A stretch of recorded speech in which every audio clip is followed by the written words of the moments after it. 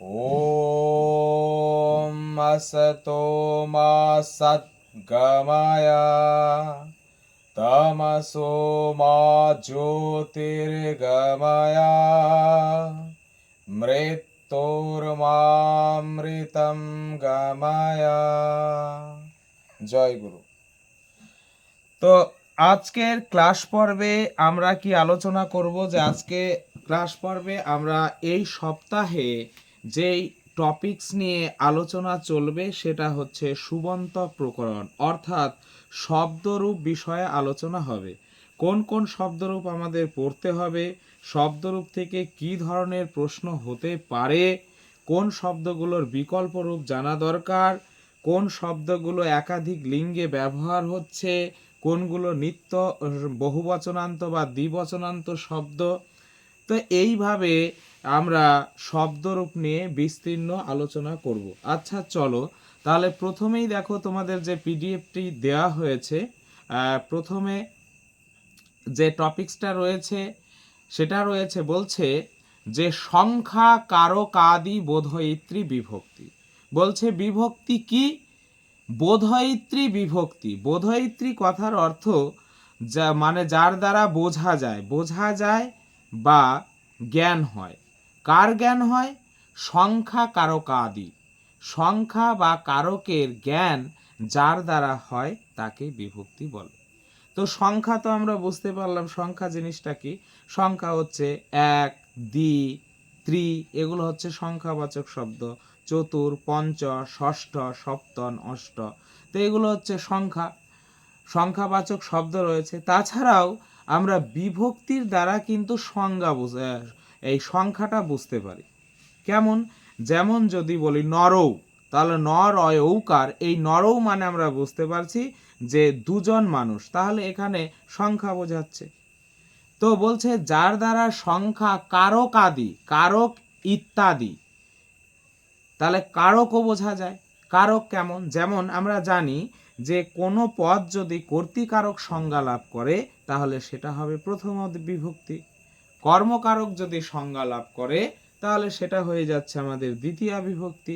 এইভাবে করণ কারকে আমাদের হচ্ছে তৃতীয়া বিভক্তি, সম্প্রদানে চতুর্থী, অপাদানে পঞ্চমী, আর হচ্ছে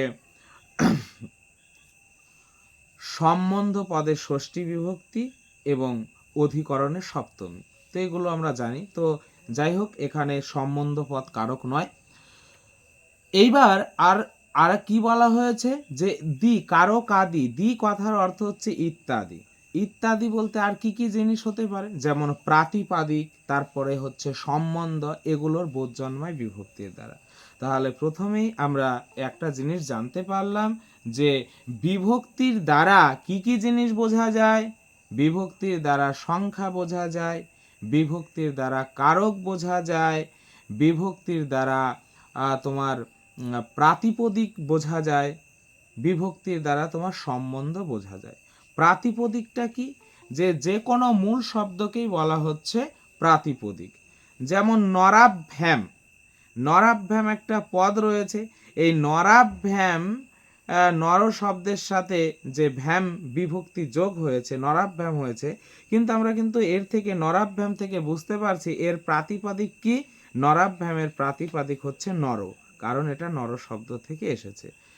তো এইভাবে বিভক্তির দ্বারা প্রাতিপাদিক, সংখ্যা, কারক এবং সম্বন্ধের বোধ জন্মায় বা জ্ঞান জন্মায়। তো তোমার এইভাবে একটা কোশ্চেন হতেই পারে যে বিভক্তির দ্বারা কোন কোন বিষয় জানা যায়, তাহলে এই তথ্যগুলো আমাদের জানতে হবে। নেক্সট টপিকে বলা হয়েছে বিভক্তয়ঃ সপ্তহ। বিভক্ত কয়টি? বলছে বিভক্তি হচ্ছে 7টি। বিভক্তি কয়টি? বিভক্তি 7টি। বিভক্তি 7টির বেশিও নয়, 7টির কমও নয়, বিভক্তি 7টি। কেন এ কথা বলছি? কারণ বিভক্তি নিয়ে আমাদের বিভিন্ন ধরনের প্রশ্ন হতে পারে এবং সেখানে ভুল করাটাই স্বাভাবিক। দেখো কি কি বিষয়গুলো আসছে। তো বিভক্তয় সপ্ত, এই কথার অর্থ হচ্ছে বিভক্তি 7টি। সেগুলো কি? প্রথমা বিভক্তি, দ্বিতীয়া বিভক্তি, তৃতীয়া বিভক্তি, চতুর্থী, পঞ্চমী, ষষ্ঠী, সপ্তমী। এইভাবে আমাদের 7টি বিভক্তি রয়েছে।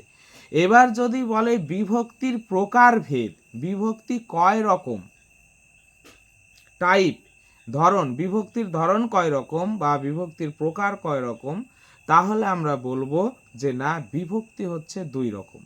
একটাকে বলা হচ্ছে শুভ বিভক্তি বা শব্দ বিভক্তি, আর একটাকে বলা হচ্ছে তিং বিভক্তি বা ধাতু বিভক্তি। এবার চলে আসো যে শুভ বিভক্তি কাকে বলে, শুভ বিভক্তিটা কি?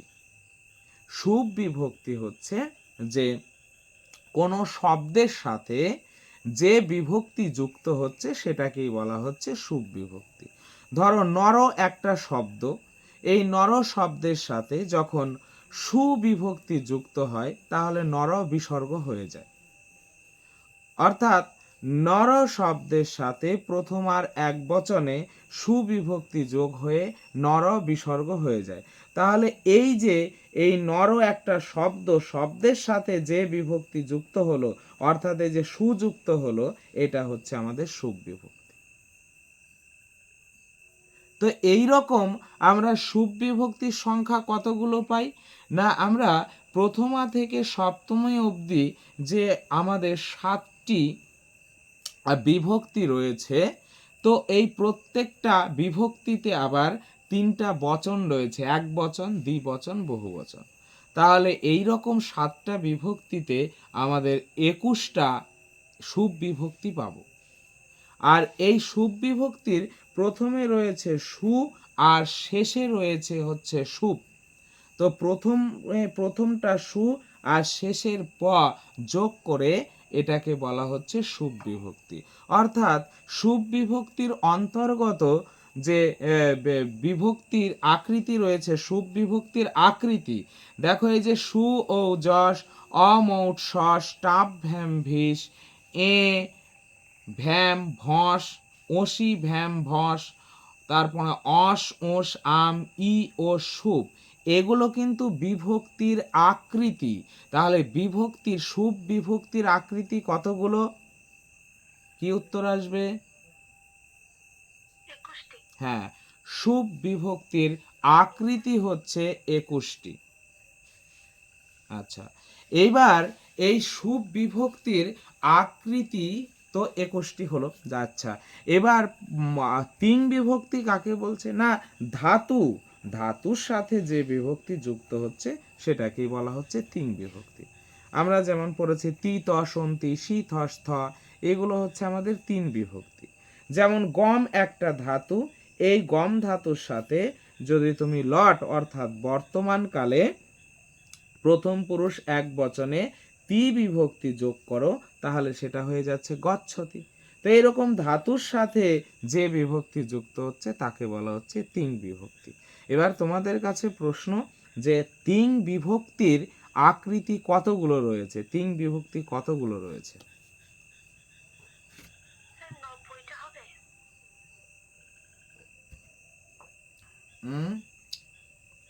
কেন 90টা হবে?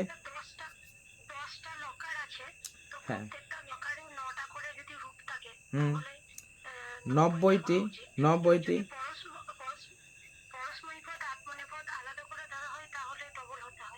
হ্যাঁ, তো আমাদের কোনো সন্দেহ রাখা যাবে না, এখানে আমাদের ধাতুগুলোকে একটা পরস্মৈ পদী, একটা আত্মনেপদী, দুটো ভাগে ভাগ করা হয়েছে, তাই না? আবার কিছু কিছু ধাতু আছে উভয় পদী, সেটা পরস্মৈ পদী হয়, আত্মনেপদী হয়। যাই হোক, আমাদের পরস্মৈ পদীতে লকার আছে 10টি, একটি লকারে 9টি করে তিন বিভক্তি আছে। তাহলে 10টি লকারে কতগুলো তিন বিভক্তি আছে? 90টি। আর তাহলে 90টি হচ্ছে তিন বিভক্তি, তবে এটা আত্মনেপদী আর পরস্মৈ পদী। আত্মনেপদীতেও হবে 90টি, পরস্মৈ পদীতেও হবে 90টি। তাহলে আমাদের সংখ্যাটা দাঁড়াবে কত? তিন বিভক্তির আকৃতি কতগুলো হবে? 180টি।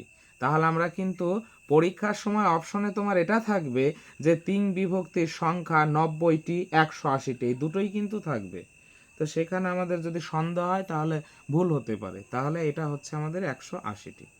আচ্ছা, চলো এবার শুভ বিভক্তির যে রূপগুলো রয়েছে এই রূপগুলো কিন্তু তোমাদের মনে রাখতে হবে, মুখস্থ রাখতে হবে বা মনে রাখতে হবে, কারণ এখান থেকে ব্যুৎপত্তি নির্ণয় করতে বলে সেটা আমাদের জানতে হবে।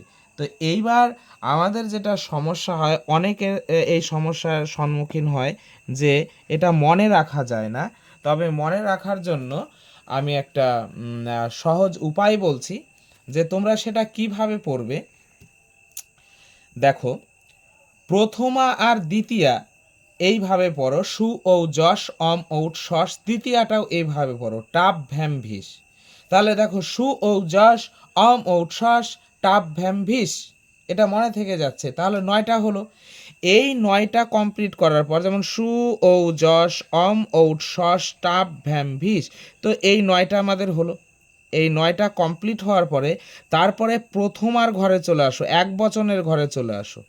দেখো, এক বচনের ঘরে যতগুলো রয়েছে সবগুলোতে কিন্তু আমাদের উমোয়া, এই উমোয়া কিন্তু আমরা কমন পাচ্ছি। অর্থাৎ এই 4টা আমরা এইভাবে মনে রাখবো, এ, অসি, অস, ই। এবার তারপরে চলে যাও, ভ্যাম ভ্যাম, ওস ওস, ভস ভস, আমসু। তো এইভাবে যদি মনে রাখো তাহলে অনেকটা আয়াস সাধ্য হবে বিষয়টা।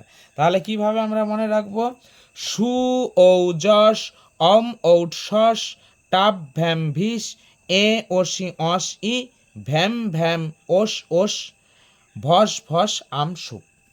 এই আমাদের 21টি শুভ বিভক্তি আমাদের এইভাবে মনে রাখতে হবে। আচ্ছা, চলো এবার আমরা জেনে নেব যে বিভক্তির ব্যবহার। বিভক্তির ব্যবহার বলতো, বিভক্তির ব্যবহার কয় রকম রয়েছে?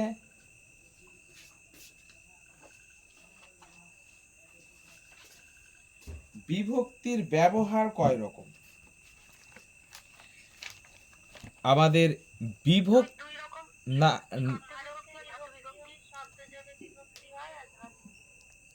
যাই হোক, আমরা যে এই যে দেখো প্রত্যেকটা আমরা শব্দের সাথে যে বিভক্তিগুলো যোগ করছি, যেমন নর কোথাও নর, কোথাও নরাভ্যাম, হ্যাঁ। তো এই যে বিভক্তিগুলো যোগ করছি, বিভক্তি যোগ করার তো একটা কারণ রয়েছে, বিনা কারণে তো আমরা বিভক্তি যোগ করছি না। বিভক্তির ব্যবহার রয়েছে, কিভাবে বিভক্তিগুলোকে ইউজ করা হচ্ছে। দেখো, বিভক্তি 3টা জায়গায় বিভক্তির ব্যবহার করা হয়। কোনো একটা পদ যদি কারক সংজ্ঞা লাভ করে, তখন সেই কারক সংজ্ঞা হলে তাতে কিন্তু একটা নির্দিষ্ট বিভক্তি হয়। দেখো,